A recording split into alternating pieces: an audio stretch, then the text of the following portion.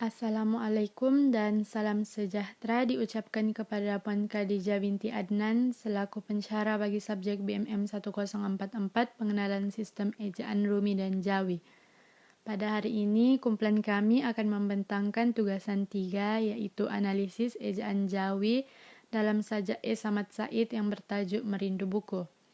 Ahli kumpulan kami ialah saya, Nazratul Lailia Basri, Nur Samira Johan, dan Zarlina Muhammad Mustaqim.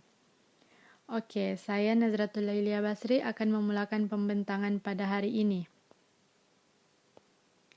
Melalui analisis yang telah saya lakukan, hukum yang pertama yang dapat saya kenal pasti ialah hukum luar Darlung. Oke, apa itu hukum luar Darlung? Hukum luar Darlung berdasarkan syarat yang sama seperti hukum Darlung kecuali suku kata akhirnya dimulai dengan satu huruf selain huruf dal, ra, lam, waw, dan nga. Hukum ini tidak perlu meletakkan huruf alif pada akhir kata kecuali jika berlaku homograf atau mengelakkan berlaku kekeliruan seperti puas dan puasa. Maksudnya di sini apa perkataan yang suku kata akhirnya bermula selain huruf Darlung, huruf alif pada akhir kata tidak perlu diletakkan. Tapi untuk mengelakkan kekeliruan seperti perkataan puas dengan puasa, huruf alif lepas perkataan puasa tu perlu diletakkan. Walaupun puasa adalah hukum luar Darlung. Oke, contoh hukum ini dalam sajak E. Samad Said ialah perkataan baca. Walaupun huruf ca bukan huruf Darlung, oleh itu kita tidak perlu letak huruf alif selepas huruf ca. Seterusnya, hukum perkataan satu suku kata. Setiap perkataan yang terdiri daripada satu suku kata dalam bahasa Melayu dan bahasa Inggris tidak perlu ditulis huruf alif di tengahnya. Tetapi, suku kata yang dimulai huruf waw perlu diwujudkan alif di tengahnya. Contohnya, perkataan wang. Kita perlu letak huruf alif selepas huruf di tengah-tengah perkataan sebab perkataan wang tu dimulai dengan huruf waw. Oke. Berikut merupakan contoh perkataan satu suku kata yang terdapat dalam sajak E. Samad Said. Contohnya perkataan yang. Kan perkataan yang tu satu suku kata. Jadi E di tengah-tengah perkataan yang tu tidak perlu diletakkan. Oke, seterusnya hukum ka dan ga. Oke, apa itu hukum ka dan ga? Hukum ka dan ga melibatkan kata yang berakhir dengan bunyi tersebut. Huruf ka dan ga pada suku kata terakhir perkataan tersebut tidak diberi huruf alif. Maksudnya sini apa-apa perkataan yang berakhir ka dan ga tidak perlu letak alif lah. Berikut merupakan contoh hukum ka dan ga dalam sajak E. Samad Said. Contohnya perkataan pustaka. Kan belakang perkataan pustaka tu ka. Jadi kita guna hukum ka dan ga tu. Jadi selepas perkataan pustaka, ka tu tidak perlu letak alif. Pembentangan seterusnya akan disambung oleh saya, Nur Samira binti Johan. Kaedah ejaan Jawi yang keenam ialah hukum ra dan ma, atau dikenali sebagai hukum rama. Seperti yang kita tahu, mim bukanlah sebahagian daripada huruf hukum Darlung, namun huruf alif perlu juga ditambah selepas huruf mim pada setiap perkataan yang berakhir dengan dua suku kata terbuka. Dan yang ketujuh, kata ganda atau ulang. Kata ulang dalam penulisan Jawi hendaklah ditulis dengan angka 2 Arab sahaja. Bagi kata ulang berirama atau kata ganda berimbuhan, perlulah ditulis dengan tanda sempang sama seperti penulisan dalam ejaan Rumi. Seterusnya ialah homograf. Kaedah homograf ini terbahagi kepada dua, yaitu homograf hakiki dan homograf tidak hakiki. Homograf hakiki ini mempunyai ejaan Jawi yang sama, namun sebutannya berbeza mengikut kesesuaian ayat.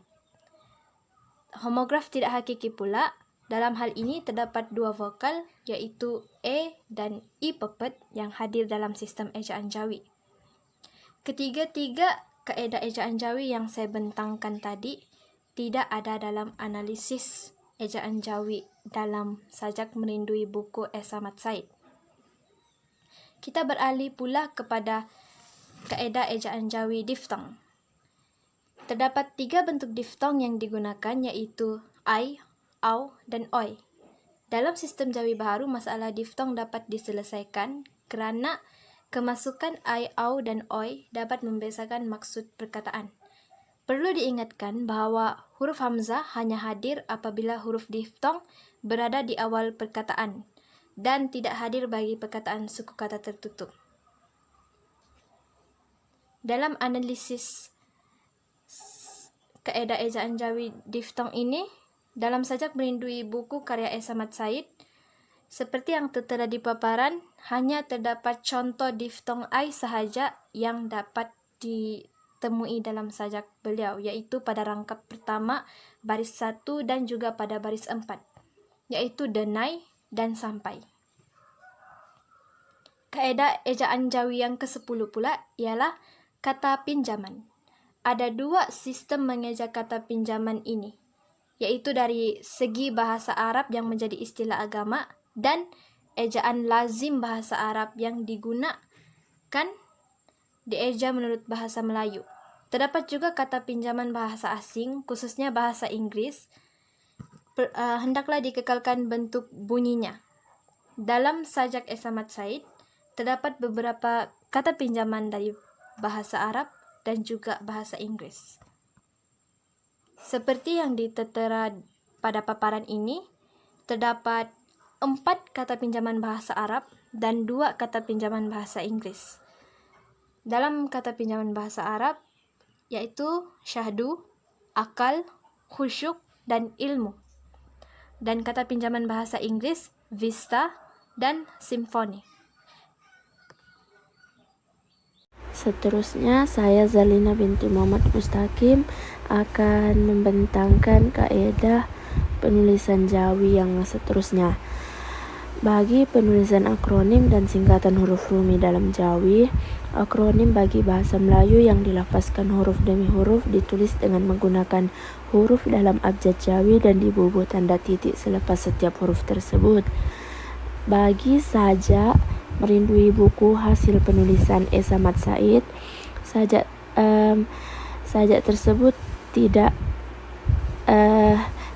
terdapat mana-mana penggunaan akronim dalam sajak tersebut.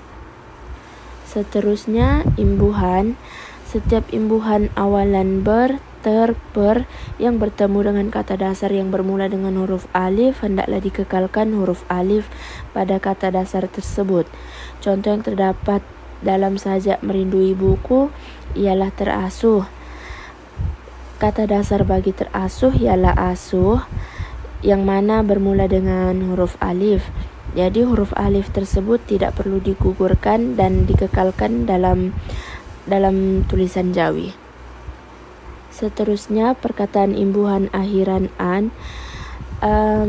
Kaedah ini terbagi kepada 3, yaitu imbuhan an yang ditulis pada kata dasar yang diakhiri dengan huruf waw. Yang kedua, imbuhan an yang ditulis pada kata dasar yang diakhiri dengan alif. Dan yang ketiga, imbuhan an ditulis pada kata dasar selain huruf waw dan alif. Contoh yang terdapat dalam Sajak Merindui buku hasil S. Ahmad Said ialah himpunan dan tapisan. Bagi himpunan, perkataan himpun diakhiri dengan huruf nun, dan tapisan, perkataan tapis diakhiri dengan huruf sin, yang merupakan kaedah ketiga, yaitu imbuhan an ditulis pada kata dasar selain huruf waw dan alif. Seterusnya, penggunaan huruf hamzah. Penggunaan huruf hamzah juga terbagi kepada 3, yaitu huruf hamzah di bawah huruf alif, huruf hamzah diletakkan di atas huruf alif, dan istilah serapan daripada bahasa Arab yang mengandungi huruf hamzah pada akhir perkataan. Contoh penggunaan huruf hamzah dalam sajak merindui buku, seindah, manusia, dan sampai. Bagi seindah, huruf hamzah terletak di bawah huruf alif. Manusia pula, huruf hamzah terletak di atas huruf alif. Begitu juga dengan perkataan sampai, hamzah tersebut terletak di atas huruf alif. Akhir sekali ialah awalan ke. Ke sebagai awalan atau kata depan pada kata dasar yang bermula dengan huruf alif.